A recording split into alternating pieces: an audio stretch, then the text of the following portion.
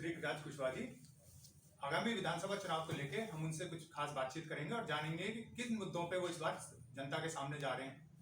बहुत बहुत स्वागत है आपका चैनल में।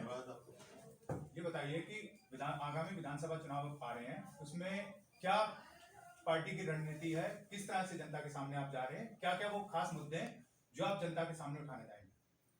भारतीय जनता पार्टी की स्वच्छ और निष्पक्ष राजनीति, जिसमें किसी भी तरह का भेदभाव नहीं रखते हुए पूरे प्रदेश के अंदर और पूरे देश के अंदर केंद्र की सरकार ने जिस तरह से, चाहे कोरोना कालखंड रहा हो, चाहे उससे पूर्व का समय रहा हो, सभी को समान रूप से हिंदू मुस्लिम नहीं देखते हुए सभी सुविधाओं का सभी को आगाज कराते हुए दिया है, सभी को सुविधाएं पहुंचाने का काम किया है।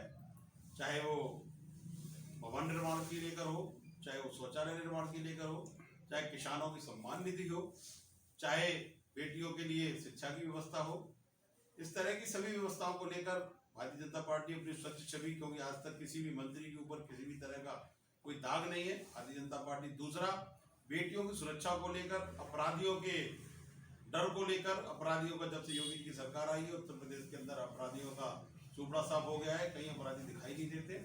इन सभी चीज़ों को लेकर, इनके साथ अन्य बहुत सारी चीज़ें अपने विकास के मुद्दों को लेकर, विद्यालयों के निर्माण हर विधानसभा में इस तरह किए गए, उनको लेकर हम मैदान में उतरे। जिस तरह से इस समय चुनावी में जो भगदड़ मची हुई है, विपक्षी पार्टियों में आपके काफी लोग छोड़ के जा चुके, विधायक, एमएलए, मिनिस्टर भी आपके छोड़ के जा चुके हैं। स्वामी प्रसाद मौर्य जी का ये कहना है कि जब वो बीएसपी में थे उस समय वो बहन जी को छोड़कर आया तो बीएसपी का पता नहीं चला कहाँ गए। आज वो इस बात को कह रहे हैं कि अगर मैं बीजेपी छोड़ के सपा में जा रहा हूँ तो आने वाले समय में पता नहीं चलेगा कि बीजेपी कहाँ गई। इस बारे में आपका क्या कहना है? वो जा चुके हैं, उनका भी मुगालता 10 तारीख को निकल जाएगा। तो पार्टी सामाजिक पार्टी है और किसी भी जाति विशेष से या किसी धर्म विशेष से पार्टी नहीं चलती है। यहाँ पर तमाम जातियों का समावेश है और हमारे पास कोई अगर कहता है कि एक विधानसभा के अंदर 70,000 हमारा वोट है, तो हमारा कम संख्या वाली जातियों को, जो हमारे कट्टर समर्थक हैं, उन्हें अगर जोड़ दिया जाता है तो उस बड़ी जाति जिसके 70,000 80,000 वोट होता है, उससे ज्यादा का वोट हम लोगों के पास अतिरिक्त रूप में रहता है। ये वो थोड़ा गलत फहमी में है और पूरे प्रदेश से उनकी गलत फहमी भी निकल जाएगी। भारतीय जनता पार्टी के साथ थे तब तक उन्हें सब कुछ अच्छा लग रहा था। आज भी उनको ये डर था कि कहीं बेटी को सभा में ले जाऊं तो जो लोग माननीय अखिलेश जी की पत्नी को छेड़ने में नहीं छोड़ते थे, औरों को क्या छोड़ेंगे।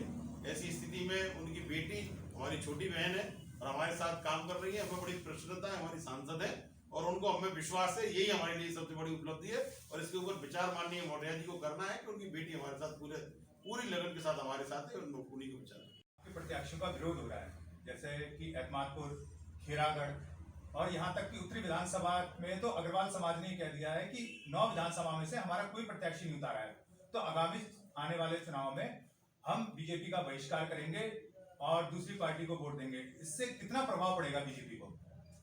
ये केवल एक दबाव की राजनीति रहती है।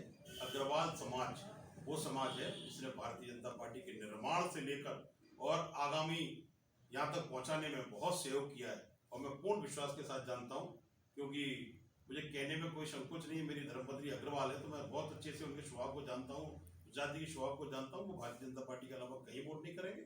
रहा खेरागढ़ और फतेहाबाद और आपके एतमादपुर का, तो आप निश्चित ही मानिए मेरा कार्यकर्ता इतना सौम्य, इतना सभ्य है कि भारतीय जनता पार्टी की संस्कृति और उनको सुसज्जित जिस तरह से किया गया है, वो कार्यकर्ता 2 दिन 4 दिन विरोध करेंगे। जिस दिन हम बैठेंगे उन लोगों के साथ, बहुतों के साथ बैठ लिए, बैठने के बाद में हम सब भारतीय जनता पार्टी के शीर्ष नेतृत्व ने जिनको हम लोगों के ऊपर झंडा लेकर भेजा है, हम लोग उनका तन मन धन से स्वागत करते हैं और तन मन धन से उन्हें चुनाव लड़ाएंगे। आप देखना, चुनाव में कोई कोर कसर नहीं छोड़ी जाएगी, 9 की 9 सीट द्वारा निकलेगा। नाराज है। दूसरी तरफ अखिलेश जी ये कह रहे हैं कि हम अगर हमारी सरकार बनती है तो हम सारी फसलों का एमएसपी में लाएंगे, उसके अलावा हम 15 दिन में गन्ना भुगतान की कोशिश करेंगे, उसके लिए चाहे हमें फार्मर्स रिवॉल्विंग फंड बनाना पड़े तो वो भी हम बनाएंगे। इस बारे में आपका क्या कहना है?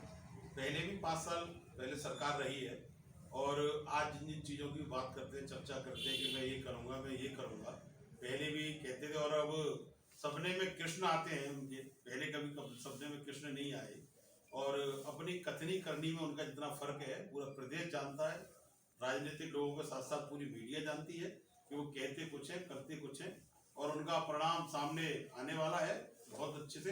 भारतीय जनता पार्टी किसी के विरोध की राजनीति नहीं करती, अपने पक्ष की राजनीति करती है।